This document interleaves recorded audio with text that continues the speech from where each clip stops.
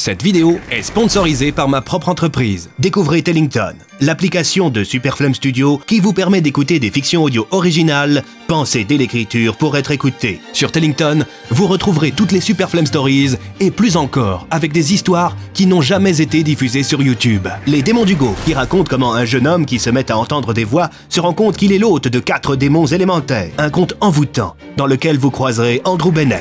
Talion l'exilé, qui est une parenthèse de la vie du propriétaire de porte sulfureux qui fut banni de son monde pour avoir commis de nombreux massacres. Toujours accompagné de son fidèle animal de compagnie Lumine, il accepte une mission dangereuse pour obtenir le pardon. La forêt sans fin.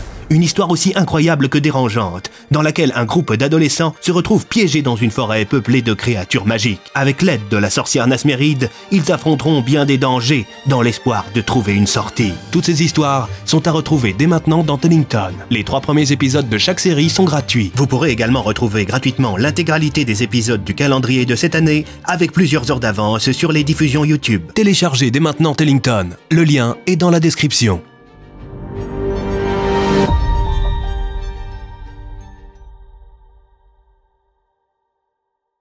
Bonjour à tous, je suis content de vous revoir. J'espère que vous allez bien, que vous avez apprécié l'épisode précédent et que vous apprécierez tout autant celui-ci. Servez-vous un petit chocolat chaud, installez-vous confortablement, fermez les yeux et laissez-vous guider par le son de ma voix. Mes amis, nous repartons ensemble pour Egadia. Soyez les bienvenus dans le 11e chapitre de cette Superflame Story.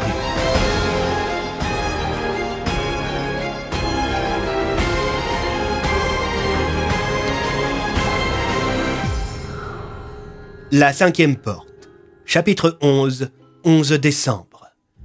Bloom, Tassier et Alias avaient passé la nuit dans la demeure du lettré Carmin. Ce dernier disposait d'une multitude de chambres d'hôtes. Au petit matin, tout le monde se retrouva dans la salle à manger du lettré. Ce dernier avait préparé une petite surprise à ses invités. Des plats typiques du monde d'Egadia. « Messieurs, avez-vous déjà goûté un mets raffiné que l'on appelle tartine de confiture de fraises ? À vrai dire, ça existe aussi sur Terre, ponctua Alias. Oh, vraiment, moi qui pensais vous faire découvrir cette merveille. Qu'est-ce que c'est que cette chose ? Demanda l'inspecteur Bloom en pointant du doigt d'étranges morceaux de viande séchée. Ça, c'est du gruson séché. C'est un casse-croûte très répandu dans notre monde. L'inspecteur décida de goûter. Ses yeux s'illuminèrent. Ma parole, mais c'est un délice ! S'exclama-t-il en tendant le plat à ses amis. Le lettré, satisfait, apporta ensuite une bouilloire de thé. Il s'agit d'une boisson infusée venue de l'archipel d'Akubo. On l'appelle thé de Yamato, en référence à l'empereur. En parlant d'empereur, reprit Tassier, je pense qu'il serait de bon augure qu'on lui rende une petite visite. Le lettré pouffa de rire. Vous prenez vos rêves pour des réalités, cher commissaire. Nous sommes en plein conflit mondial. Avec les différents blocus, il vous faudrait des mois pour ne serait-ce qu'approcher l'archipel, si un monstre marin n'a pas englouti votre navire entre-temps. Et c'est sans compter sur les pirates. Les gens meurent de faim et les attaques se multiplient un peu partout en mer. À ce propos, quand allez-vous vous décider à me dire ce que vous venez faire dans ce monde ? Bloom hésita quelques instants avant de rompre le silence. Nous sommes à la recherche de 5 propriétaires de portes, dit-il sous les regards réprobateurs de ses 2 amis. Non seulement trouver un Dokipa n'est pas une affaire aisée, mais alors 5, par les temps qui courent. Écoutez, la survie de notre village en dépend, répondit Tassier d'un ton grave. Du côté des plaines du Nord, la nuit n'avait pas été de tout repos. Fonk, Emily et Oswald étaient anxieux. Ils avaient passé une nuit agitée dans la demeure de Namesh Kirur, le fils de la chef de clan. Cette dernière leur avait donné rendez-vous devant sa maison au petit matin. « Avez-vous bien dormi, jeunes gens ?» lança la vieille femme, visiblement bien reposée. Elle portait des vêtements chauds et une petite sacoche dont elle tira 3 fioles qu'elle tendit aux 3 voyageurs. « Qu'est-ce que c'est que ça ?» lança le lieutenant Fonk, tandis qu'Oswald avalait tout rond le contenu de la fiole. « Une décoction de plantes et d'alcool. Ça réchauffe. Buvez-la. Nous allons devoir marcher plusieurs heures dans la steppe. » Le petit groupe se mit en marche. Malgré son grand âge et sa petite taille, la vieille Namège avançait à vive allure. « Quand j'étais plus jeune, j'étais une coureuse des plaines !» s'exclama-t-elle d'un ton fier. « C'est moi qui rabattais les chevreuils vers les égorgeurs. mais j'étais promise un destin tout autre de par mon don. » »« Votre don ?» demanda Émilie. « Je peux communiquer avec les esprits de la nature. Nous, les clans des plaines, avons toujours eu une affinité particulière avec les plantes et les animaux. Alors Mabouba nous laisse prendre conseil auprès de ses enfants. » »« C'est pour ça qu'on marche autant ?» s'enquit le lieutenant Fonck, visiblement essoufflé. Le groupe finit par arriver à la lisière d'une forêt de grands sapins. Les 4 marcheurs se mirent à suivre un petit chemin jonché de sculptures en bois, au pied desquelles se trouvaient des ossements, des bougies et des pierres de toutes les couleurs. Oswald semblait particulièrement détendu dans ce lieu. Il saluait mécaniquement chacune des idoles qu'il croisait. Au bout du sentier se trouvait une énorme statue de pierre à l'effigie d'un gruson, un animal visiblement très important dans la culture des clans des plaines. Le bovidé semblait symboliser énormément de choses sur le plan spirituel.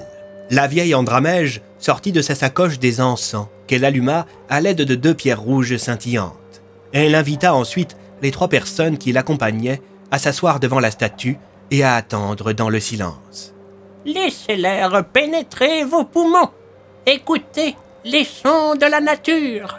Ressentez les liens qui unissent toutes choses. Laissez-vous aller vers le grand ailleurs. » Le lettré Carmin faisait de multiples allers et retours dans son salon. Depuis que l'inspecteur Bloom lui avait raconté le péril qui menaçait Marmottin, l'homme de lettres était hésitant. « Qu'est-ce qui vous prend, monsieur Carmin? Pourquoi vous tournez en rond de la sorte ?» demanda Alias en prenant un étrange fruit rose dans une corbeille qui se trouvait là. « Il y a que je fais face à un dilemme moral, » lança Carmin. « De quelle nature ?» s'enquit Acier. « Il se pourrait que je puisse vous aider dans votre quête, mais cela me forcerait à rompre une promesse. »« Votre promesse vaut-elle la vie de plusieurs milliers de personnes ?» lança l'inspecteur Bloom, un peu agacé. « Effectivement, non. » lança Carmin d'un ton solennel. L'homme, quelque peu perturbé, s'avança vers son porte-manteau et se mit une épaisse fourrure sur le dos. « Messieurs, nous allons devoir marcher un peu. »« Vous n'auriez pas des vêtements à nous prêter ?» s'enquit Alias. « Comme vous l'aurez remarqué, nous avons du mal à passer inaperçus. » Le lettré hocha la tête favorablement et guida ses 3 invités jusqu'à sa garde-robe. Comme il n'avait que des tenues officielles de lettré, il se contenta de donner de grands manteaux de fourrure aux 3 amis. Ainsi emmitouflés, leurs autres vêtements ne se voyaient pas. Dehors, il neigeait à gros flocons. Le sol de l'île aux âmes était tapissé d'un manteau de neige qui s'était posé au cours de la nuit dernière. « Ce mois de décembre s'annonce particulièrement froid. La fête de l'hiver se rapproche, mes amis. » lança le lettré en sortant de sa poche une pipe qu'il avait pris soin de bourrer de tabac avant de sortir. Il alluma la flamme à l'aide de 2 petits cailloux rouges. « C'est quoi ces pierres ?» demanda l'inspecteur. « Eh bien, inspecteur, il n'y a pas de pierre de feu sur la terra ?» s'enquit le lettré, curieux. « Eh bien non, nous on utilise ces petits appareils. » expliqua Alias en sortant de la poche de son pantalon un briquet qu'il alluma. « Cette chose m'a l'air autrement plus complexe qu'une pierre de feu !» s'exclama le lettré en invitant les 3 amis à le suivre. « La magie est-elle une chose fréquente dans le monde des Gadias ?» demanda le commissaire Tassier. « Eh bien, tout est relatif. Disons qu'elle existe à petite dose, dans un usage quotidien. Mais à part les propriétaires de portes et quelques illuminés, il n'y a que très peu d'initiés à cette chose qu'on appelle la magie. Beaucoup de racontars, très peu de pratiquants. Mais il est vrai que depuis le début de la Grande Guerre, les différentes armées ont recours à la magie à des fins tactiques. L'empire de Rockwell est très strict par rapport à la sorcellerie. À part les pierres de feu et quelques bibelots ensorcelés, sa pratique peut vous conduire directement en prison ou à un enrôlement de force. »« Je vois, » répondit Bloom. « Où est-ce que nous allons, lettré Carmin ?»« Vous verrez bien, » déclara le lettré sur un ton énigmatique. Les encens qu'avait allumés la vieille Andramège avaient fini par se consumer totalement. Plusieurs heures avaient passé et le lieutenant Fonck piquait du nez. Émilie Lorne, quant à elle, était un peu agacée. Elle savait que le temps était compté pour sauver Marmottin et les rituels de la grande matriarche du clan des Plaines du Nord semblaient aussi longs qu'improductifs. Des 3 visiteurs venus de la Terre, Seul Oswald semblait être entré dans un état de profonde relaxation. Bientôt, il commença à faire nuit et Émilie voulut se relever. Elle fut interrompue dans son mouvement par Mamie Rosa qui, bien qu'elle avait les yeux fermés, avait senti la jeune femme bouger. « Attendez !» déclara la vieille femme avant de pointer l'immense statue de Gruson qui leur faisait face. Elle était parcourue d'une sorte de halo de lumière aux allures d'aurore boréale.